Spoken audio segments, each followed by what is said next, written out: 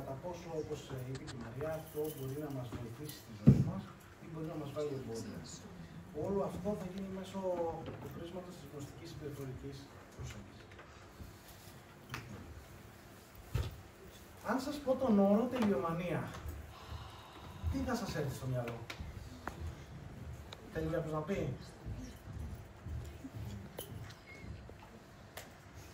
Λοιπόν,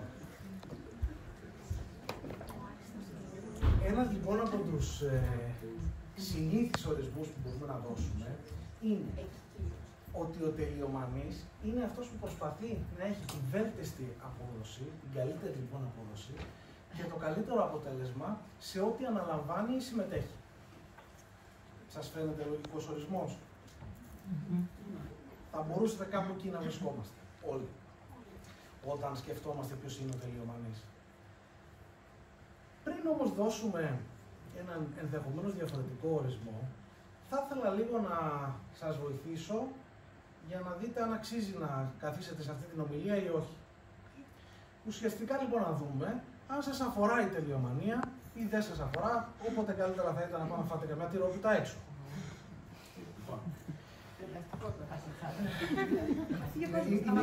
Είναι επειρασμός.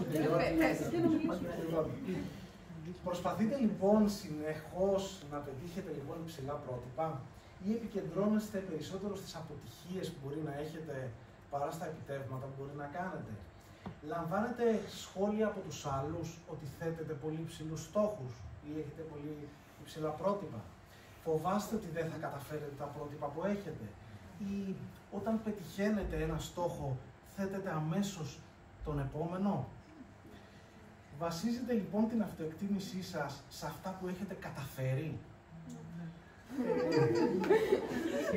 Τσεκάρετε συχνά αν έχετε πετύχει το στόχο σας ή όχι? Προσπαθείτε λοιπόν να επιτύχετε αυτό που έχετε θέσει, ακόμα και αν αυτά βάζουν εμπόδια στη ζωή σας? Ναι. Τείνετε λοιπόν να αποφεύγετε εργασίες ή να τις αναβάλλετε γιατί μπορεί να φοβάστε ότι θα αποτύχετε ή όχι? Τώρα που έχουμε κάποια περισσότερες πληροφορίες, θέλετε να σηκώσετε χέρι ποιοι θεωρείτε ότι σας αφορά η ομιλία?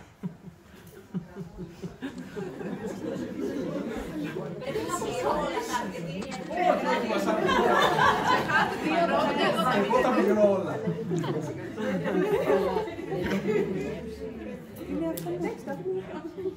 Πάμε λίγο να τα βάλουμε λίγο σε τάξη. Λοιπόν, καταρχάς, να δούμε αν κάποιος είναι τελειομανής σε κάποιους τομείς ή αν είναι σε όλους. Μπορεί να είναι σε κάποιους τομείς της ζωής του, το πιο σύνηθες όμως είναι κάποιος να είναι τελειομανής σε αρκετούς τομείς της ζωής του. Όπως δουλειά, σχολείο, σε οποιοδήποτε ρόλους μπορεί να αναλαμβάνει.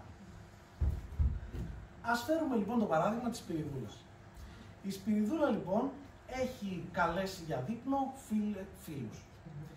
Έχει λοιπόν θέσει υψηλά πρότυπα, έχει υψηλούς στόχους, γιατί θέλει να είναι καλή οικοδέσποινα και να φαίνεται ωραίο το σπίτι της. Αποτέλεσμα αυτού να είναι αγχωμένη και στρεσαρισμένη. Ως συνέπεια θα αφιερώσει πολλές ώρες για να καθαρίσει το σπίτι. Αυτό θα έχει ως αποτέλεσμα να περιοριστεί ο χρόνος που θα έχει να διαθέσει για να προετοιμάσει το δείπνο.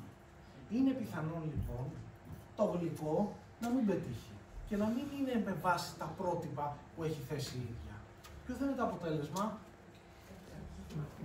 Να ματαιωθεί, θα αγχωθεί, θα στρεσαριστεί ακόμη περισσότερο. Γιατί επίκειται μία αξιολόγηση από τους που θα τα φάνε. Κατά τη διάρκεια λοιπόν του δείπνου, δυσκολεύεται να συγκεντρωθεί σε ό,τι συμβαίνει, γιατί έχει στο νου της την αποτυχία που βίωσε και κριτικάρει συνεχώς τον εαυτό της. Άρα το άγχος και το στρες τι θα γίνει? Θα αυξηθεί. Εντάξει. Λοιπόν, ας δώσουμε λίγο και έναν ακριβότερο όρο στην τελειομανία. Γιατί στη ψυχιατρική ο όρος μανία έχει μια άλλη διάσταση, άρα ο ορθότερος όρος είναι η τελειοθυρία. Όπου τελειοθυρία βγαίνει από τη θύρα, που είναι το κυνήγι, και το τέλειος είναι ουσιαστικά το κυνήγι της τελειότητας. Όταν λέμε τελειότητα βέβαια θα δούμε ακριβώς τι αναφερόμαστε. Λοιπόν, ο ορισμός της τελειοθυρίας είναι ο εξής. Είναι η συνεχής προσπάθεια επίτευξης υψηλών προτύπων τα οποία έχει το άτομο για τον εαυτό του. Μπορεί να έχει και για τους άλλους, θα το πούμε λίγο πιο μετά. Παράδειγμα, πρέπει να έχω ένα τέλεια καθαρό σπίτι. Αυτό προσπαθεί να το επιτύχει παρόλες τις αρνητικές συνέπειες που βιώνει. Και περιλαμβάνει έντονη αυτοκριτική, υπέρμετρα υψηλούς στόχους και το βασικότερο, αποκλειστική αποτίμηση του εαυτού με βάση αυτά τα υψηλά πρότυπα και την επίτευξή τους. Δηλαδή, το άτομο ταυτίζει την αξία του με αν θα καταφέρει να πετύχει αυτά τα πρότυπα που έχει θέσει. Ποιες είναι λοιπόν τώρα οι αρνητικές συνέπειες που μπορεί να βιώσει? Μπορεί να είναι σωματικές, μπορεί να έχει κόπωση, μπορεί να έχει μυϊκή τάση. Σας θυμίζω, ένα άτομο που βρίσκεται σε μια συνεχής κατάσταση στρες ή άγχους, τότε μπορεί να έχει μυϊκή τάση. Η μυϊκή τάση μπορεί να φέρει κόπωση. Σκεφτείτε ένας άνθρωπος που έχει συνέχεια σφιγμένο το μυϊκό του σύστημα, είναι πολύ πιθανό να νιώσει κουρασμένο.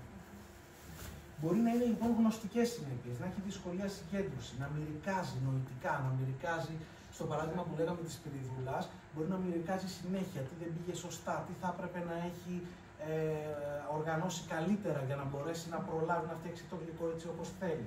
Θα έχει αυξημένη αυτοκριτική και χαμηλή αυτοεκτίμηση.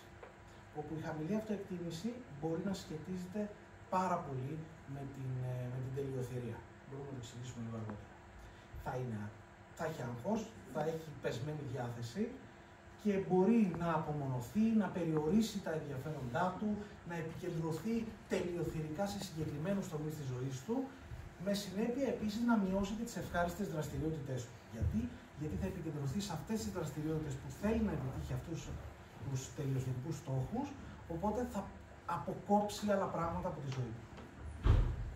Τέλος, μπορεί οι συνέπειες να είναι και συμπεριφορικές, δηλαδή να επαναλαμβάνει πράγματα προκειμένου να φτάσει στα υψηλά πρότυπα που έχει θέσει, να καταναλώνει υπερβολικό χρόνο σε κάποια δραστηριότητα, να αποφεύγει άλλες δραστηριότητες ή να αναβάλει δραστηριότητες και να απασχολείται συχνά με κάποιο συγκεκριμένο θέμα.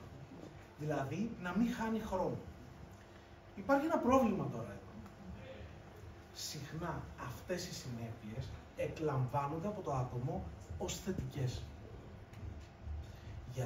Γιατί εγώ προσπαθώ σκληρά, γιατί εγώ αφιερώνω πολύ χρόνο να καταφέρω κάτι, γιατί εγώ δεν χάνω το χρόνο μου, αλλά πάντα είμαι και κυνηγάω κάτι, γιατί αυτό εν τέλει με βοηθά στη ζωή μου ή θεωρώ ότι με βοηθά στη ζωή μου.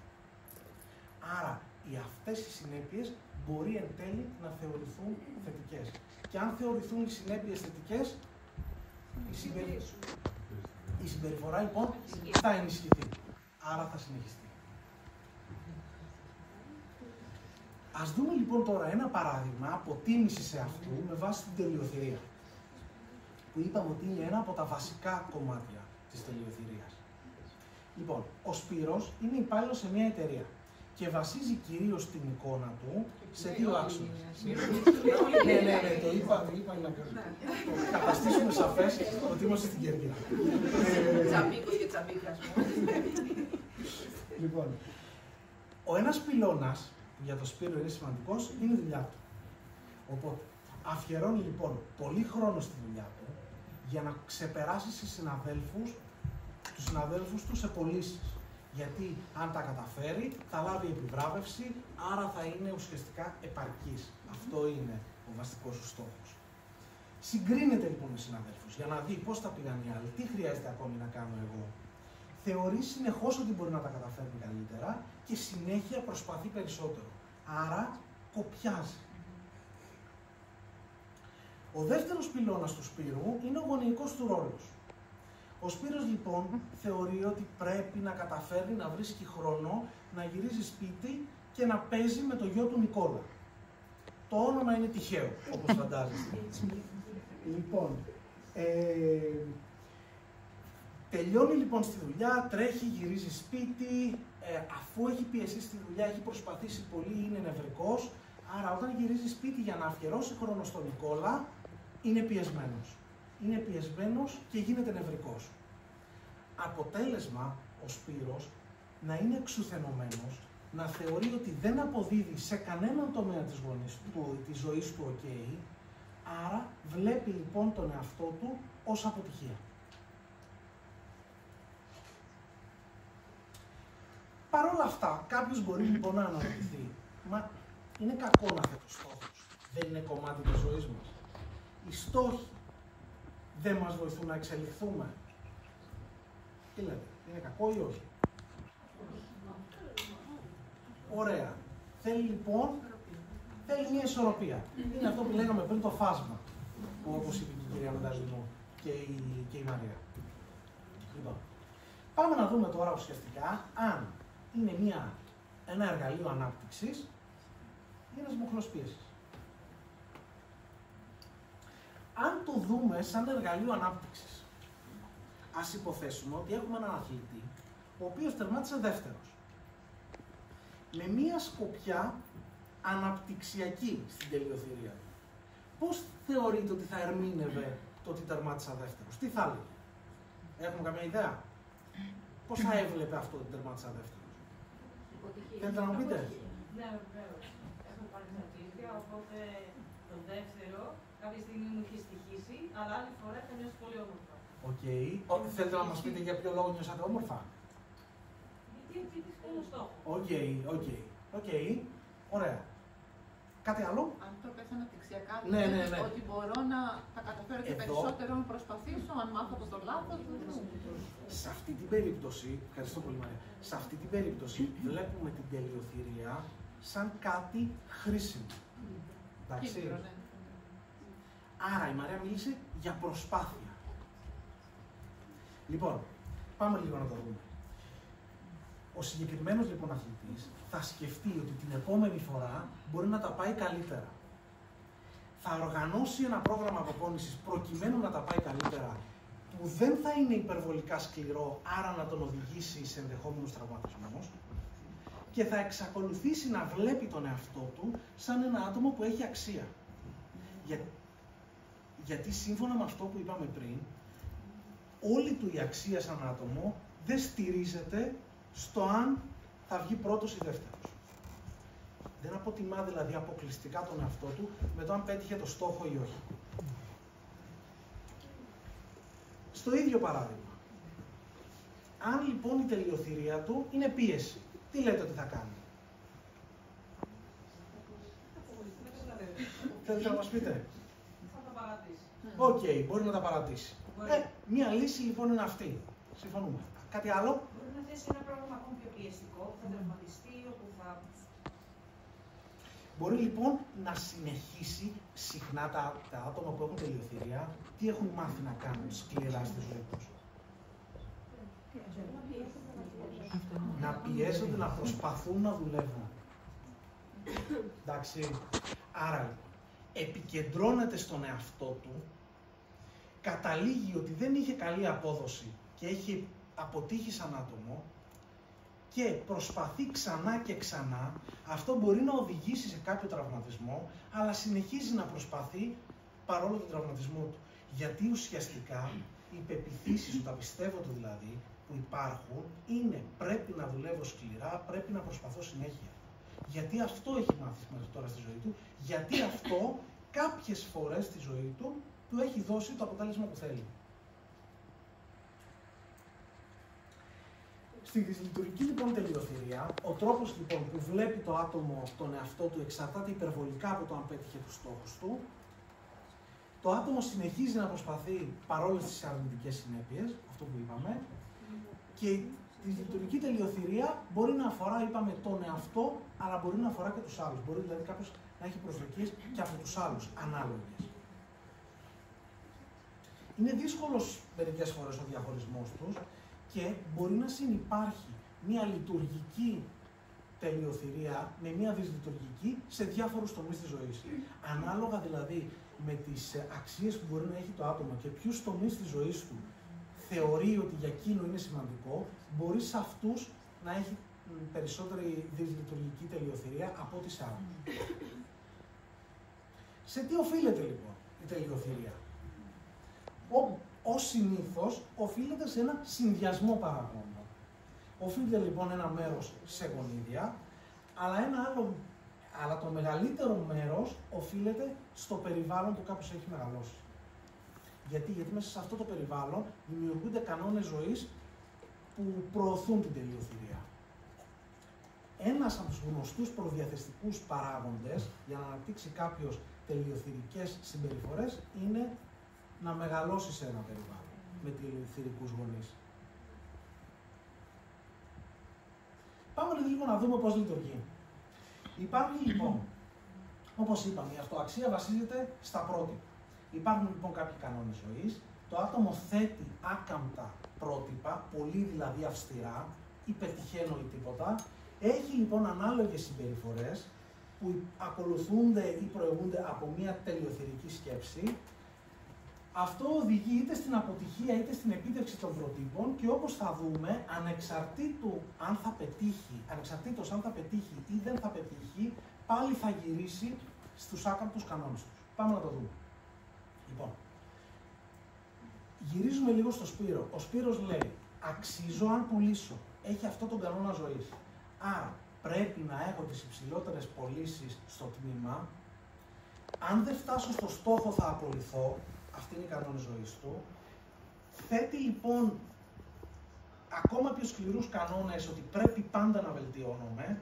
Προσπαθεί διαρκώς να βελτιωθεί και τσεκάρει αν έχει βελτιωθεί ή όχι. Επικεντρώνεται στους στόχους που δεν επιτεύχθηκαν και θεωρεί σαν μια αποτυχία αν δεν έχει περισσότερες πωλήσεις από την προηγούμενη εβδομάδα, γιατί αυτό έρχεται σε αντίθεση με το πρέπει να βελτιώνουμε συνέχεια. Στην περίπτωση λοιπόν που έχει λιγότερες πωλήσεις από την προηγούμενη εβδομάδα, θα πει δεν θα καταφέρω ποτέ να είμαι καλός, άρα θα ενεργοποιηθεί πάλι, όπως βλέπετε και εδώ, ο φαύλος κύκλος του. Στην περίπτωση που έχουν επιτευχθεί αυτά τα πρότυπα, αυτό το πιθανότερο που είναι να πει είναι ότι έτυχε γιατί τα άλλα μαγαζιά δεν είχαν αυτό το προϊόν. Γι' αυτό εγώ ρε παιδιά πούλησα. Να μειώσει το... Ναι, γιατί θα συμβεί. Γιατί επειδή εδώ και ακόμη βαθύτερα από εδώ υπάρχουν πεποιθήσεις ανεπάρκειας, ένα άτομο που θεωρεί τον εαυτό του ανεπαρκή, ακόμα και αν επιτύχει το στόχο του, θα βρει λόγους να συνεχίσει να πιστεύει την ήδη προϋπάρχουσα αποποίηση. Εντάξει, λέγεται confirmation bias. Το κάνουμε όλοι. Τείνουμε να επικεντρωθούμε στα πράγματα που ήδη πιστεύουμε. Ας δούμε λίγο και σύντομα την σχέση μεταξύ τελειοθυρίας και αναβλητικότητας. Όπως είπαμε, βασίζεται σε αυτά τα υψηλά πρότυπα. Επειδή έχει θέσει τέτοια υψηλά πρότυπα, ξέρει ότι το να κάνει την χ εργασία, αυτό θα πάρει πάρα πολύ χρόνο. Και αφού θα πάρει πάρα πολύ χρόνο, αυτό τον κουράζει. Άρα είναι πιθανό να αναβάλει. Αφού αναβάλει, φτάνει κοντά στο deadline, άρα μπορεί να κάνει λάθη σε αυτό που έχει να κάνει ή να μην επιτύχει. Και αφού δεν θα επιτύχει, βλέπει τον εαυτό του σαν αποτυχία, οπότε ξαναγυρίζει στο γνωστό κύκλο. Άρα λοιπόν, γιατί επιμένει η τελειοθυρία, ποια είναι τα στοιχεία εκείνα που κάνουν δύσκολο να βγούμε από όλο αυτό? Όπως είπαμε, η αξία του εαυτού ταυτίζεται με την επιτυχία. Υπάρχουν κάποια πλεονεκτήματα που ενισχύουν, όπως είπαμε, την τελειοθυρία. Μπορεί κάποιος να έχει φόβο αποτυχίας, φόβο αλλαγής, φόβο ανακάλυψης νέων δεδομένων. Ένα άλλο συστατικό της τελειοθυρίας είναι ότι συχνά αποτελεί κομμάτι διαταραχών. Διαταραχές όπως κοινωνική φοβία, ιδιοψυχαναγκαστική διαταραχή, ιδιοψυχαναγκαστική διαταραχή προσωπικότητας, διατροφικές διαταραχές, αν δεν κάνω λάθος, σχετίζεται κυρίως με την ψυχογενή ανορεξία. Έχει φανεί μεγαλύτερη σύνδεση μεταξύ τελειοθυρίας. Συγγνώμη. Ναι, όλα ταιριάζουν, βέβαια. Σωστό. Ή επίσης και κατάθλιψη ή και άλλες διαταραχές. Και το ερώτημα είναι, Εδώ είναι οι συμπεριφορές που μπορεί να σχετίζονται. Μπορεί να κάνουμε αποφυγές, όπως είπαμε, ή να αναβάλουμε πράγματα, ή να τσεκάρουμε συνέχεια εάν έχουμε πετύχει ή όχι το στόχο μας. Και πώς γίνεται λοιπόν λίγο η παρέμβαση όταν υπάρχουν διαταραχές. Είπαμε λοιπόν ότι η τελειοθυρία αποτελεί ένα έφορο έδαφος για την ανάπτυξη των διαταραχών ή την εγκαθίδρυση. Αν λοιπόν κάνουμε την παρέμβαση στην τελειοθυρία, είναι πολύ πιθανό να βοηθηθούν σε ένα μεγάλο κομμάτι, να βοηθηθεί το άτομο και στο κομμάτι της διαταραχής του. Είναι σαν να παίζουμε τζέγκα και να βγάζουμε κάποιο κομμάτι που στηρίζει όλο το οικοδόμημα. Υπάρχει λύση. Λοιπόν, όσον αφορά τη γνωστική συμπεριφορική ψυχοθεραπεία, ο κύριος στόχος είναι η αποσύνδεση αυτής της υπερβολικά ισχυρής σχέσης μεταξύ αυτοαξίας και συνεχούς προσπάθειας και επίτευξης των υψηλών προτύπων. Αυτό που λέγαμε, αξίζω μόνο αν προσπαθώ σκληρά για να πετύχω αυτούς τους υψηλούς στόχους. Θέλουμε το άτομο να μπορεί να επιλέγει ποια πρότυπα θα ακολουθήσει, να είναι περισσότερο ευέλικτα και ρεαλιστικά, αντί να υπακούει σε έναν άκαμπτο κανόνα. Πρέπει πάντα να βελτιώνουμε. Γιατί έτσι θα έχει την ευκαιρία να διαπιστώσει ότι με την ευελιξία ίσως και να μπορέσει να πετύχει περισσότερα πράγματα. Στη γνωστική συμπεριφορική λοιπόν αυτό που κάνουμε είναι να αξιολογήσουμε το κόστος-όφελος τελειοθυρίας. Σας είπα ότι πολλοί άνθρωποι θεωρούν αυτό ως προτέρημα στη ζωή τους, γιατί τους έχει οδηγήσει σε αποτελέσματα, έτσι, ανεξαρτήτως κόστους. Άρα το θεωρούν ως προτέρημα. Χρειάζεται λοιπόν να αξιολογήσουμε το κόστος-όφελος, να εντοπίσουμε τις λειτουργικές συμπεριφορές, να κάνουμε συμπεριφορικά πειράματα με τους θεραπευόμενους, να αξιολογήσουμε σκέψεις, αλλά και να αναδομήσουμε πεποιθήσεις. Αυτούς τους άκαυτους κανόνες δηλαδή, το κατά πόσο πρέπει να βελτιώνουμε. Είναι απαραίτητο. Δηλαδή, να έχουν την ευκαιρία να διαπιστώσουν τι θα συμβεί αν κάνουν κάποιες αλλαγές και αν βγουν από αυτό το φαύλο κύκλο που λέγαμε. Συμπεράσματα. Υπάρχουν γενετικοί κανόνες και περιβάλλον που συνενούν για την τελειοθυρία. Εμπεριέχει, είπαμε, άκαμπτους κανόνες, υψηλά πρότυπα και μη βοηθητικές συμπεριφορές. Αποτελεί υπόβαθρο για κάποιες ψυχικές διαταραχές. Υπάρχει μια σύνδεση αυτοαξίας, έντονης προσπάθειας και επίτευξης στόχων. Αφορά τον εαυτό και τους άλλους, κάποιον ή όλους τους τομείς της ζωής. Και επειδή εν τέλει αυτό που θέλουμε είναι να καταφέρουμε να βγούμε από όλο αυτό και να σπάσουμε αυτό το φαύλο κύκλο της τελειοθυρίας, που εν τέλει έχει αυτό το αποτέλεσμα στη ζωή μας, θα είναι χρήσιμο να θυμόμαστε ότι μπορούμε να δοκιμάσουμε και έχουμε το δικαίωμα κάποιες φορές να είμαστε μέτροι. Thank you very much.